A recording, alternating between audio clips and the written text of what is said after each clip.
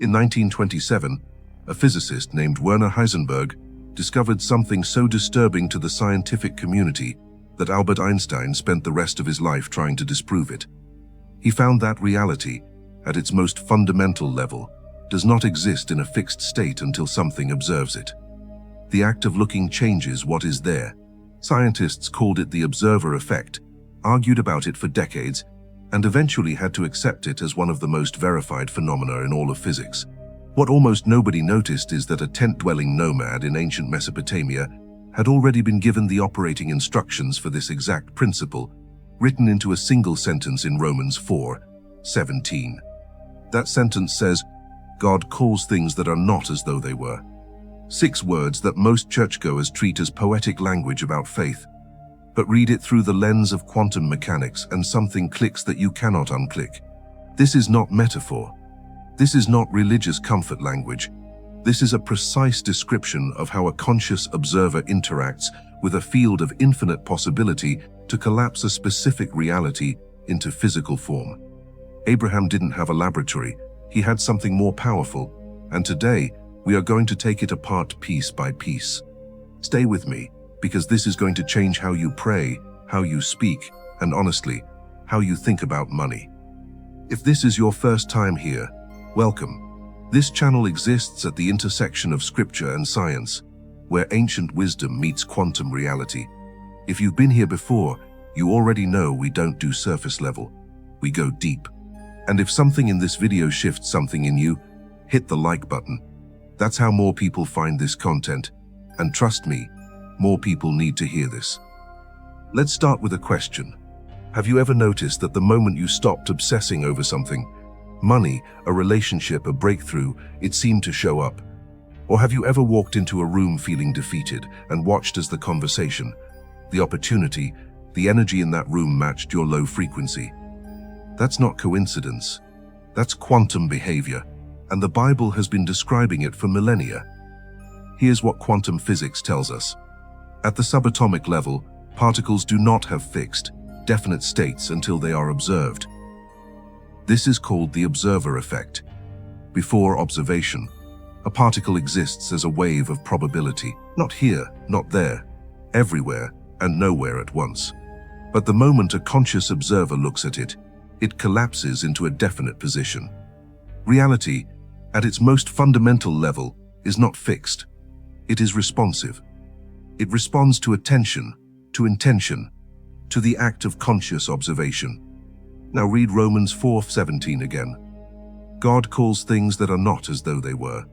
That is not wishful thinking. That is a precise, deliberate act of conscious observation applied to a field of infinite possibility. Abraham didn't look at his circumstances, his old body, his barren wife, his impossible situation, and declare what he saw. He looked at the quantum field, the unseen realm, and called forward what had not yet appeared in physical form. He spoke to the wave, and the wave collapsed into the particle. The invisible became visible. This is not metaphor. This is mechanism.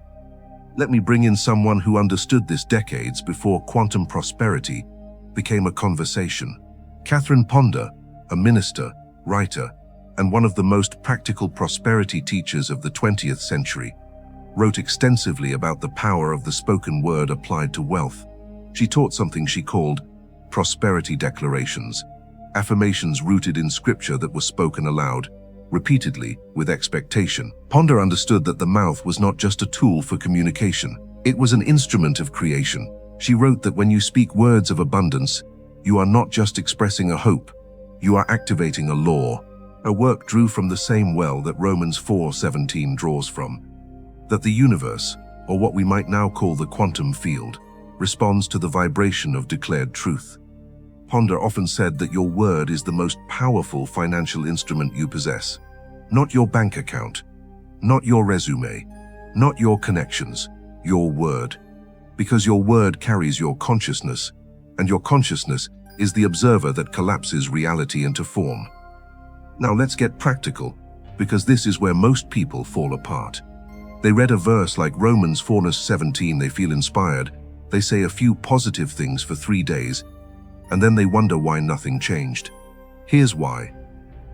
They were speaking from the wrong position. Abraham, and this is critical, spoke from the position of already being. The text says God gives life to the dead and calls things that are not as though they were. The tense is present, not future, not hoping, not waiting, present. Abraham, at nearly 100 years old, did not say, "One day I will be the father of many nations." He operated as though the identity was already sealed. The quantum collapse had already happened in the unseen realm, and he was simply walking out the physical expression of what was already true in the field. This is the difference between prayer as begging and prayer as declaration. Most people pray from a place of lack. They are essentially telling the quantum field, "I do not have this. I need this. Please give me this." And because consciousness is the observer, and the field responds to the observer's dominant state, the field confirms, "Yes, you do not have this. You are in lack. Here is more lack." Catherine Ponder called this the poverty vibration. She was incredibly direct about it. She said that many people subconsciously worship poverty. They talk about it constantly. They think about it constantly. They give it all of their attention. And what you consistently observe, you consistently get. She pointed her students back to scripture as the foundation for rewiring that vibration, not as religious exercise, but as quantum reprogramming of the observer. Think about what you've been saying about your finances lately. Be honest. Have you been calling things that are not as though they were, or have you been calling things that are as though they always will be? Because both are acts of declaration. Both collapse the field. The question is, which reality are you collapsing into form? Before we go further, I want to pause and tell you about something we created specifically for people who are ready to stop circling this truth and actually live inside it. It's called the Quantum Wealth Scripture Journal, 30 days of Bible plus quantum wealth activations. Each day gives you a scripture, a reflection, and a practical money move. It's not theory. It is a daily practice that rewires how your observer, your consciousness, engages with the quantum field of provision. The link is in the description and in the first comment below. If you are serious about this work, that journal will meet you exactly where you are. Now back to the science, because it gets even more fascinating. In quantum physics, there's a concept called quantum entanglement. Two particles, once connected, remain connected regardless of distance. When something happens to one, the other responds instantly, faster than the speed of light. Einstein famously called it spooky action at a distance. What this tells us is that the quantum field operates outside of space and time as we understand them. Separation is, at the deepest level, an illusion. Now listen to Hebrews 11:1 through that lens. Faith is the substance of things hoped for, the evidence of things not yet seen.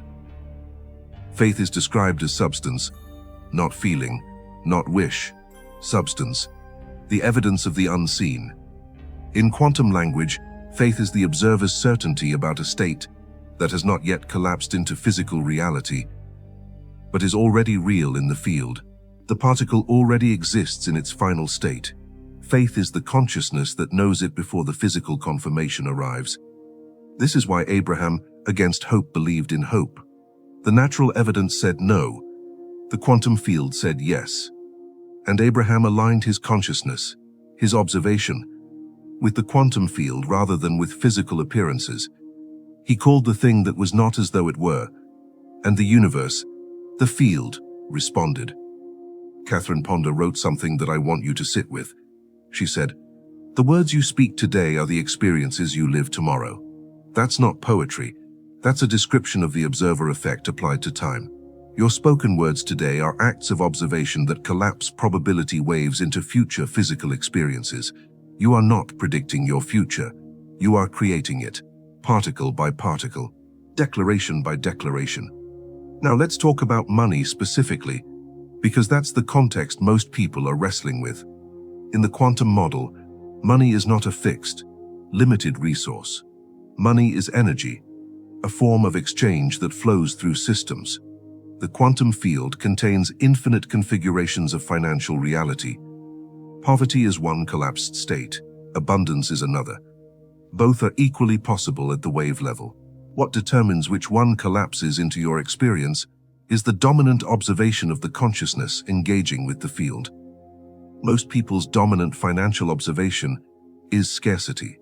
They see their bank account, they see their bills, they feel the tightness in their chest, and they speak from that observation.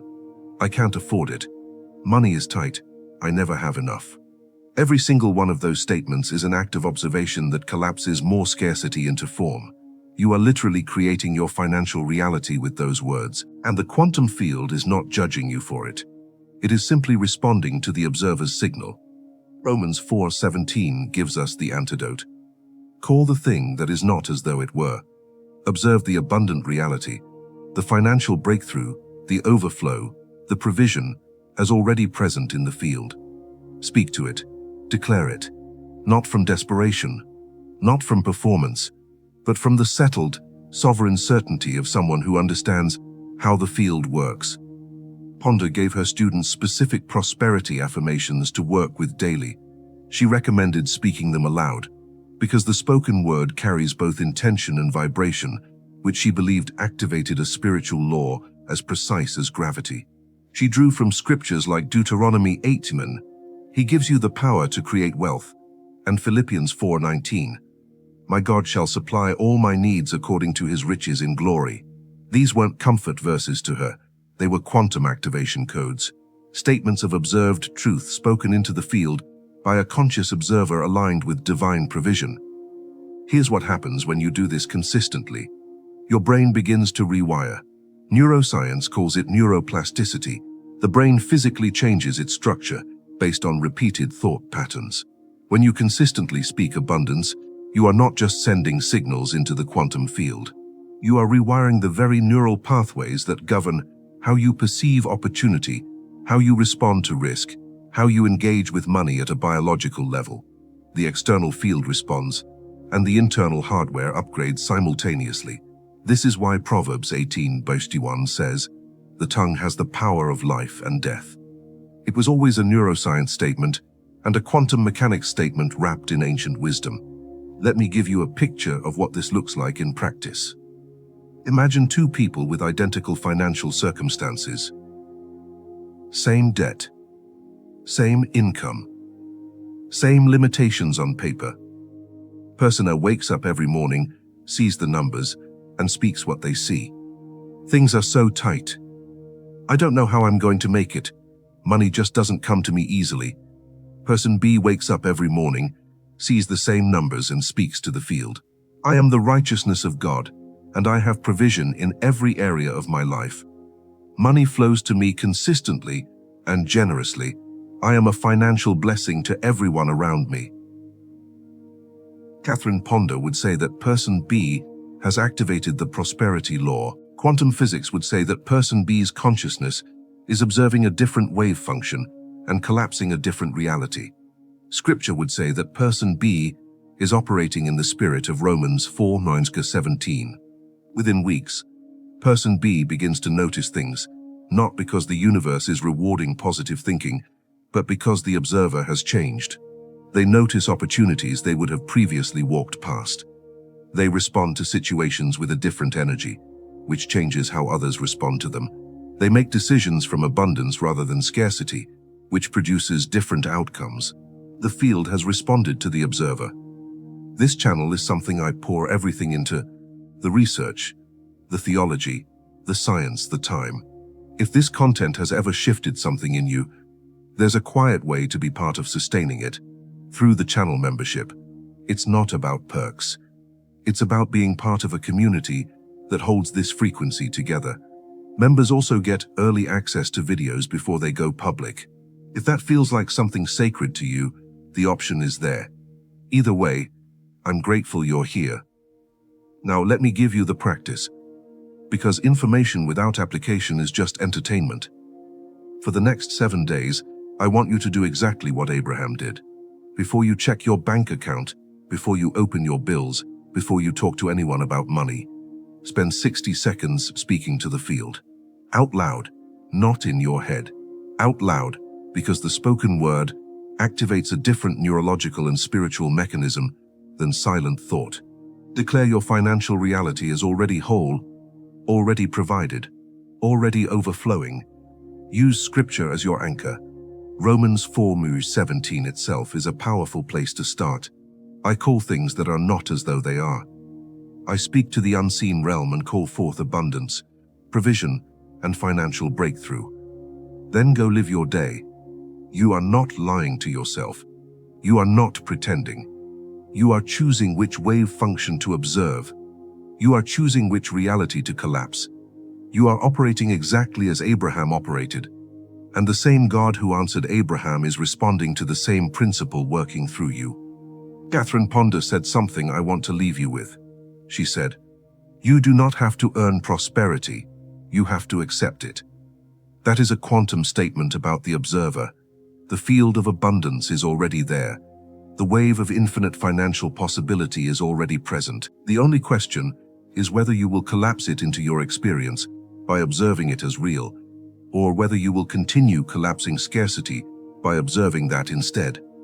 Romans 4:17 is not a devotional comfort. It is a field instruction manual. God himself operates by calling things that are not as though they were. And since you are made in that image, you carry the same creative capacity. The tongue is not just a muscle, it is a quantum instrument, and every word you speak is an act of creation. So here is the question I want you to carry out of this video, and I genuinely want to hear your answer in the comments below. What has been the dominant observation of your financial life lately? What are you collapsing into form without even realizing it? Write something honest below, because the act of naming it is the first step to changing it. If this landed deeply for you, share this video with someone who is circling a financial breakthrough right now. Sometimes people need the quantum framework before the faith can fully activate. And if you haven't subscribed yet, do that now, because we are building something here that goes deeper every single week. The field is ready. The wave is waiting. What are you going to call into existence today?